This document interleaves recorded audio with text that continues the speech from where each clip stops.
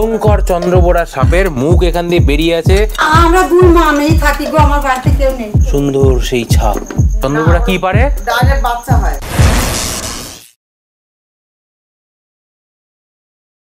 বন্ধুরা এখন সময়টাই প্রথমে আমি দেখাই, একটু ক্লোজ করে দেখা।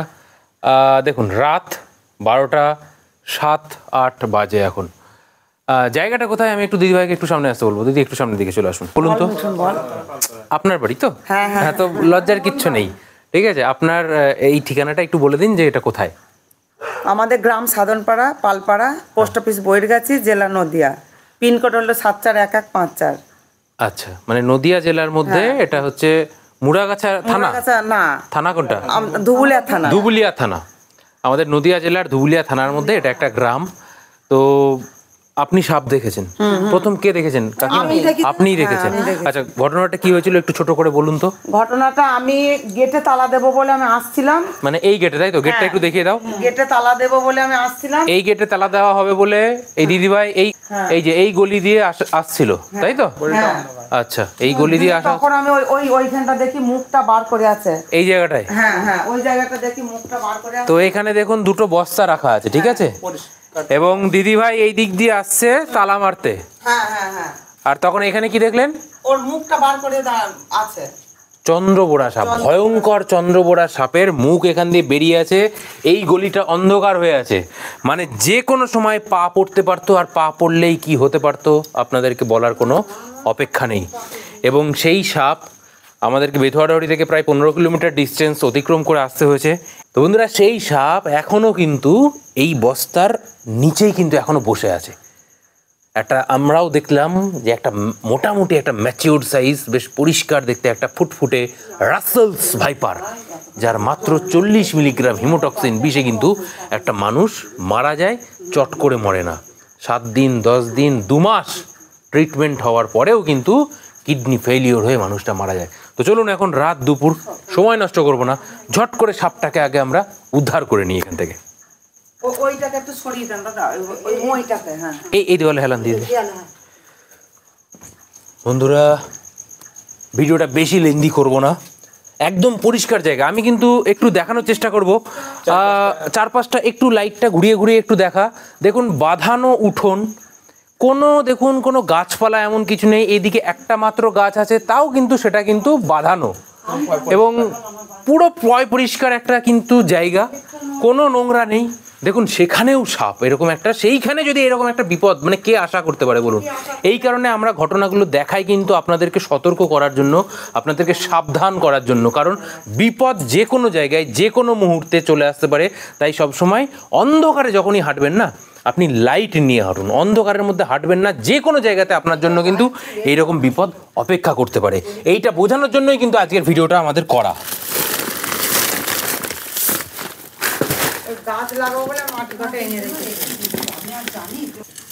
লাইটটা কাছে। তো বন্ধুরা দেখতে পাচ্ছেন, জাস্ট দেখুন কিলবিল করছে, নড়ছে। ওদিক দিয়ে ইয়ে কর। হ্যাঁ, ওদিকে যায় না অন্ধকারের মধ্যে। বন্ধুরা গায়ের ছাপটা দেখুন, সুন্দর সেই চাঁদের মতো ছাপ, ডিম্বাকার গোটা বডি জুড়ে সুন্দর সেই ছাপ।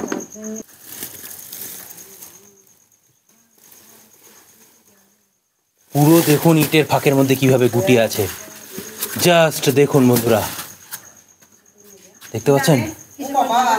ভয়ঙ্কর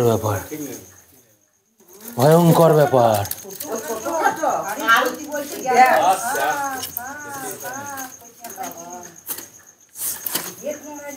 জাস্ট দেখুন বন্ধুরা, সাক্ষাৎ যমরাজ। ভয়ঙ্কর ব্যাপার। এটাকে বলে চন্দ্রবোড়া সাপ। বন্ধুরা, আপনারা যারা আমার চ্যানেলে আজকের ভিডিওটা এই প্রথম দেখছেন, দেখুন এরকম করে ও ছাড়ানোর চেষ্টা করছে। ও বুঝতে পারছে যে লেজটা ধরা পড়ে গেছে। এতক্ষণ ফসফস করেনি। ফসফস ও তখনই করে যখন ও আতঙ্কিত বোধ করে, এবং ও যখন আতঙ্কিত বোধ করে তখন সামনের জনাকে আতঙ্ক দেখানোর জন্য, ভয় দেখানোর জন্য শ করে আওয়াজ করে। ওই যে হাফ গলাটা বার করেছিল, হাফ গলাটা ওইখানে। হাফ গলা ওখান দিয়ে বেরিয়ে গেছিল। আপনার পাটা পড়লেই মানে বুঝতে পারছেন তো বন্ধুরা, কি সর্বনাশ হতো। রাত দুপুরে কিন্তু এখন মারাত্মক একটা বিপদ হয়ে যেতে পারতো। এই কাকিমা গল্প করছিলেন। আচ্ছা কাকিমা এইখানে, হ্যাঁ? একটু আপনি না, আসুন। ভয় বাবা, কাকিমাও ভয় পাচ্ছে। আমি আচ্ছা খুব ভয় করি বাবা। না না আহ, আমি ওর নমস্কার। আপনাদের বাড়িতে আর কেউ নেই? না, আমরা দুই মা মেয়ে থাকি গো, আমার বাড়িতে কেউ নেই। দুই মা মেয়ে থাকে। ওর বাবা মারা গিয়েছে, জ্যাঠামশাই মারা গেছে। আচ্ছা 10 মাস হইলো মারা গিয়েছে। তার মানে বুঝতে পারছেন বন্ধুরা, একটা মানে মানুষ কতটা অসহায় ফিল করে। এবং মানুষদেরকে আমাকে ঠাকুর কেন আমাকে এত কষ্ট দিয়েছে। ঠিক আছে, কোনো অসুবিধা নেই জেঠিমা, আমরা এসে গেছি। সেই থেকে ঠাকুর কেন এভাবে করছে। বিপদ একটা হতে পারতো আপনাদের, সেই বিপদ থেকে বেঁচে গেছেন। ঠিক আছে, আমরা এসে গেছি, কোনো অসুবিধা নেই। মানুষের পাশে আছি, মানুষের সাথে আছি। এবং আপনাদের সাপোর্ট পেলে, আপনাদের শেয়ার, আপনাদের একটা লাইক, একটা কমেন্ট, এটাই কিন্তু আমাদেরকে আরও এই কাজে এগিয়ে যেতে সাহায্য করবে। তো চলুন, আমরা বেশি সময় নষ্ট করব না। যারা আমার চ্যানেলের প্রথম এই ভিডিওটা নজরে পড়েছে তাদেরকে বলে রাখি যে সাপটা এই মুহূর্তে দেখতে পাচ্ছেন, খুব ক্লোজ করে আমি এই মুহূর্তে দেখাচ্ছি। এর কি গোটা বডি জুড়ে ঠিক এই গোল গোল গোল গোল বা ডিম্বাকার যাই বলেন না কেন, সেই ছাপ কিন্তু রয়েছে একদম মাথা থেকে শুরু করে লেজ অবধি। বুঝতে পারছেন তো? এবং কি এই ছাপটার পেছন দিকটাও একটু দেখানোর চেষ্টা করি। দেখুন, পেটের দিকটাতেও সাদার মধ্যে অর্ধেক চাঁদ চাঁদ। বুঝতে পারছেন তো? মানে গোটা বডি জুড়েই এর চাঁদ, সামনে চাঁদ, পিছে চাঁদ, চারিদিকে চাঁদ। এই কারণে নামটা হচ্ছে চন্দ্রবোড়া। আমি সত্যি আশ্চর্য যাচ্ছি। আমি প্রায় 45 বছর এই বাড়িতে এসেছি, কিন্তু আমি জীবনে দেখিনি, কোনোদিনও দেখেননি। এই প্রথম দেখাটা কেন যে ঠাকুর করলো আমি সেটাই ভাবছি। দেখাটা 45 বছর এসেছি এখানে আমি। তাহলে আপনারাই বুঝতে পারছেন বন্ধুরা, 45 বছরে জেঠিমা কিন্তু এই প্রথম দেখিনি না, উনার এখানে এই সাপ দেখছেন। মানে কি, আশপাশে চন্দ্রবোড়া বেড়ে যাচ্ছে, জীবনে আমি দেখিনি। আশপাশে চন্দ্রবোড়া বেড়ে যাচ্ছে। নিশ্চয়ই এর কোনো ইয়ে আছে, মানে এর মা বা কেউ আছে না? না, কেন বাড়ছে বলবো? কেন বাড়ছে বলুন তো? আমরা বিগত 10-15 বছর ধরে দেখছি যে চন্দ্রবোড়াটা ব্যাপক হারে বাড়ছে। এর কারণ হচ্ছে যে চন্দ্রবোড়া এমন একটা সাপ, যে সাপ কোনো ডিম পারে না।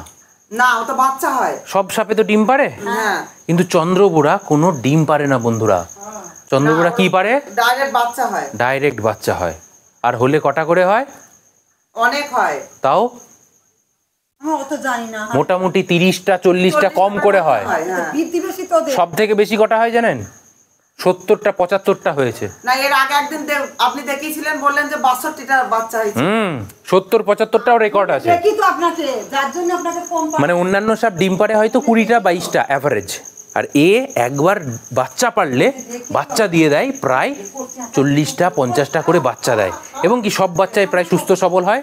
এবং কি এদের কি খাওয়ার কোনো সাপ নেই, মানে ন্যাচারাল উপায়ে সাপকে সাপ খেয়ে নেয়। ব্যান্ডেড ক্রেট, যেটাকে শাখামুটি সাপ বলা হয়, সেই শাখামুটি সাপ কি এই সমস্ত বিষধর সাপকে খেয়ে নেয়।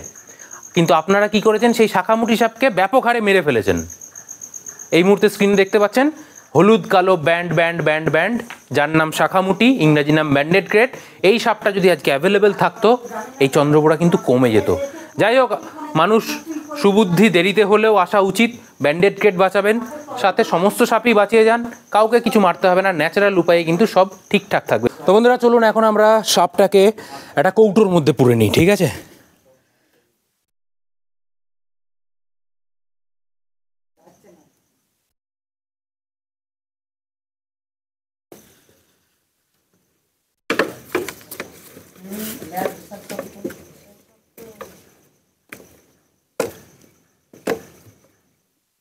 ব্যাস, সাক্ষাৎ যমরাজকে আমরা মাঝ রাতে কৌটোবন্দি করে ফেললাম। ফ্যামিলিগুলো রিলিফ পেলো, তাই তো জেঠিমা? আপনারা শান্তি পেলেন তো? মারাত্মক বিপদের মধ্যে ছিলেন, তাই তো? শান্তি, মারাত্মক একটা বিপদ থেকে বাঁচলেন, এটা হচ্ছে সব থেকে বড় কথা। এইরকম বিপদ থেকে মানুষের পাশে দাঁড়িয়ে বিপদ থেকে বাঁচানোই আমাদের কাজ। সাপ বাঁচানো, মানুষ বাঁচানো। যে বিপদ কোন দিক থেকে কিভাবে চলে আসে মানুষের, কোনো সময় বলে কয়ে আসে না, বলে না বিপদ কোনো সময় বলে কয়ে আসে না, যে কোনো সময়। এই বেঁচে আছি তো পরক্ষণে কিন্তু চলে যেতে পারি। তাই যতক্ষণ আছি ততক্ষণ আপনাদের সাথে থাকবো, আপনাদের পাশে থাকবো, এই প্রতিক্রিয়া চলুন দেখা হচ্ছে আবার রিলিজ স্পটে, যেখানে এই সাপটাকে ছেড়ে দেবো তার স্বাভাবিক পরিবেশ মানে জঙ্গলের মধ্যে।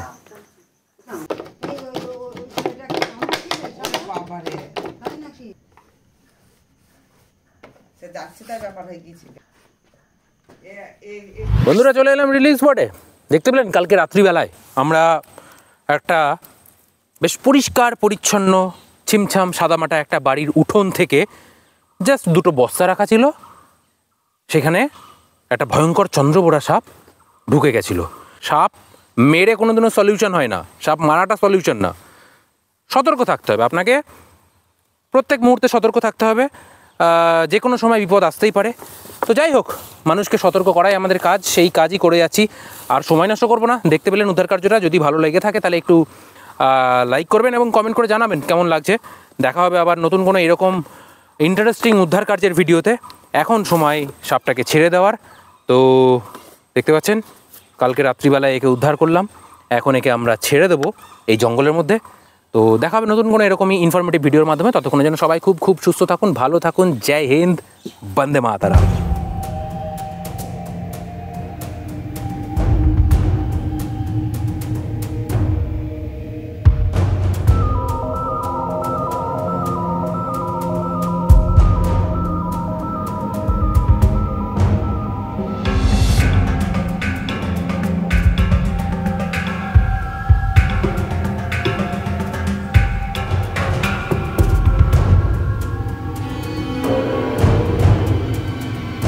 বন্ধুরা, কুনালের সফটওয়্যার এখন ইন্টারনেটে ধামাকা মাচিয়ে দিচ্ছে, আপনিও ট্রাই করুন তাড়াতাড়ি। লিংক ডেসক্রিপশনে রয়েছে, ফ্রিতে নিয়ে নিন কুনালের থেকে, আর আপনার নতুন যাত্রা শুরু করুন এক্ষুনি।